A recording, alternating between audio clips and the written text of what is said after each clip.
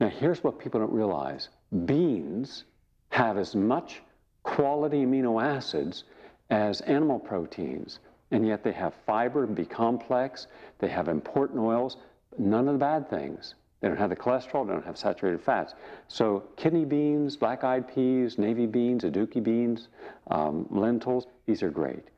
And then I put my beans around. And by the way, always make sure you buy canned beans because those have been properly cooked and all you have to do is just rinse them. Or if you're going to cook beans, soak them overnight. By soaking a bean overnight and putting lemon juice in the water, you don't get the gas. Now, there's my salad. All right, just took a few moments to do. Oh, one last little thing. Let's make it a little more exotic. These are dried cherries, unsweetened dried cherries.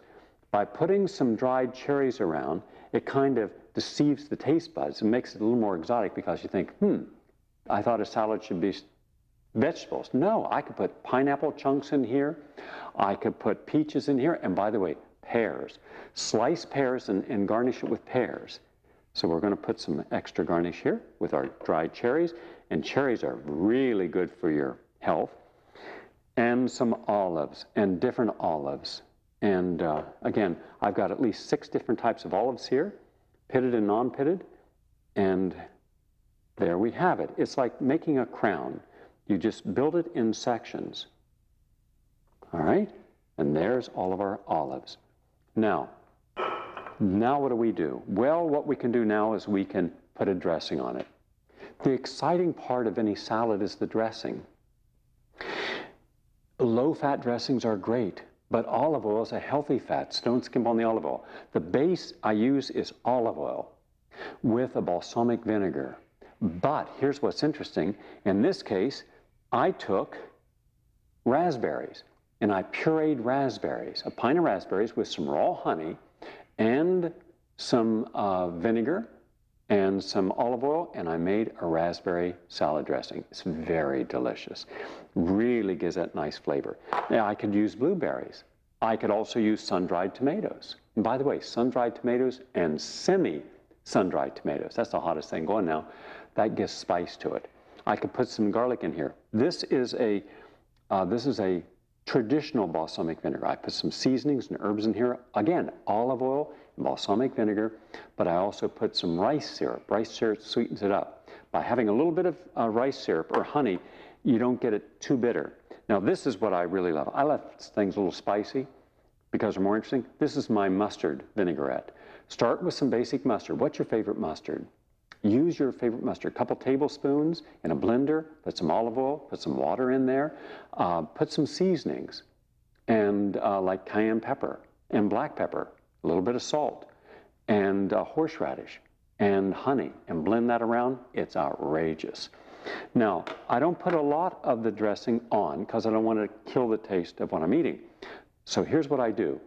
I put it into a spritzer, you know, those little squeezies, and like you squeeze to clean something, you can buy the clear bottles, and I spray my salad dressing on. It kind of coats it very lightly, so when you're tasting the vegetables, you're also at the same time tasting that kind of wonderful zest in the background. Now, I could make 1,000 different salads, and so could you. There's nothing difficult about this. It's inexpensive, it's easy, it's nutritious, and it's exciting. Hey, and if you're having someone over and you present this, they're going to like that. It makes us feel good to sit down to something that has a nice presentation and has a little variety. And after all, one of the nice things about cooking is you can use variety. It was shown in one important study that when human beings were giving senior citizens were giving challenging things to do, it allowed their brain to think better. They maintain their cognition longer. We shouldn't be passive. Passive is, you throw some iceberg lettuce and a tasteless tomato and you throw some dressing on it. No, dynamic. Let's be dynamic. Let's do it this way, put it all together, and get the phytonutrients, the fiber, the B vitamins, the vitamin C, the antioxidants. Remember, in the Mediterranean area, in the Far East, in India, they eat an enormous amount of fruits and vegetables. They're getting antioxidants.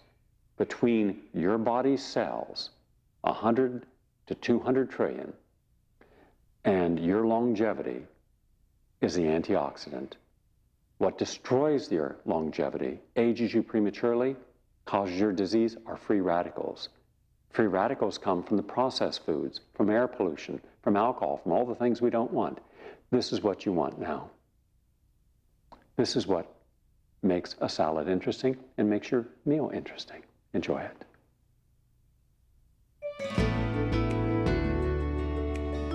And now, the main course. Well, here's the problem with the main course: which main course to select.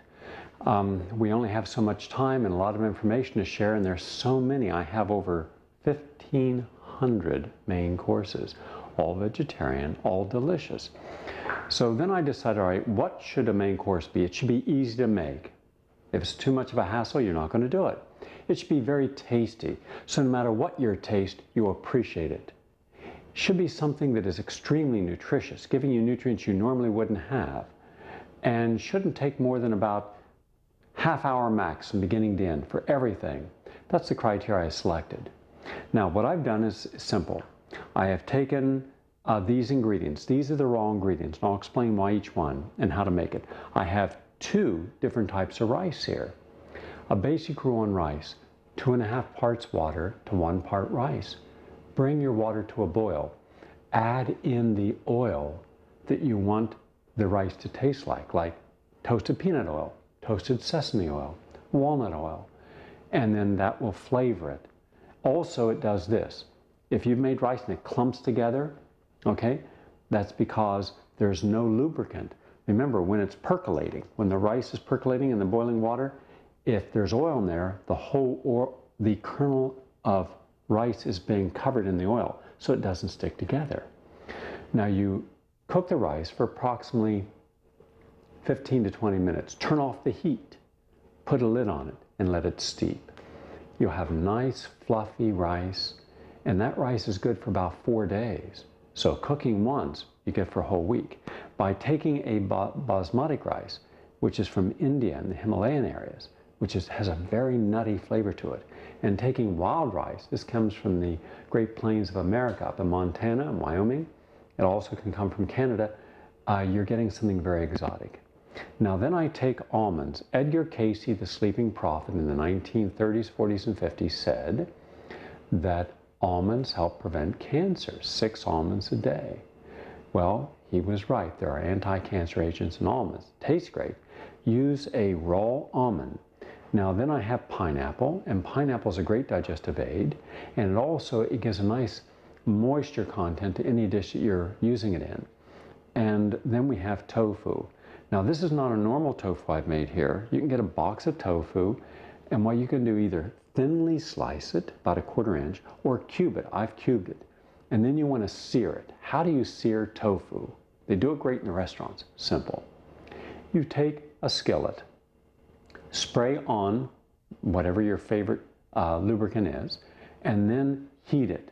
Put the tofu on until you start to hear it kind of sizzling, then turn it and turn it and turn it till all 4 sides have a nice little sear on it. Gives kind of a meaty texture, chickeny texture for people who are looking as a transition, and this is a transition meal, transitioning from a person who is a meat eater to one who wants to eat less meat or try something different. So this is what happens when we put all the ingredients together. Now you could also add in mushrooms, and you could use shiitake mushrooms. Shiitake mushrooms, by the way, have anti-cancer and immune-building agents. You can use maitake mushrooms. Maitake has a very special immune-modulating factor. In fact, people who are on my AIDS program, I have them eating shiitake, maitake, and reishi mushrooms. Almost all mushrooms have medicinal value. By the way, with mushrooms, a lot of people don't use mushrooms because they go to wash them, they turn brown and real soaky, and then others just wipe them. You can't clean a mushroom by just wiping it. No. What you do is you put the mushrooms in a colander, spray it, and then with a paper towel, wipe them off. They're clean, but they're not mushy or brown. Then you slice them, saute it. Now once I've seared my tofu. By the way, tofu in a proper amount in any diet can flood the body with phytoestrogens,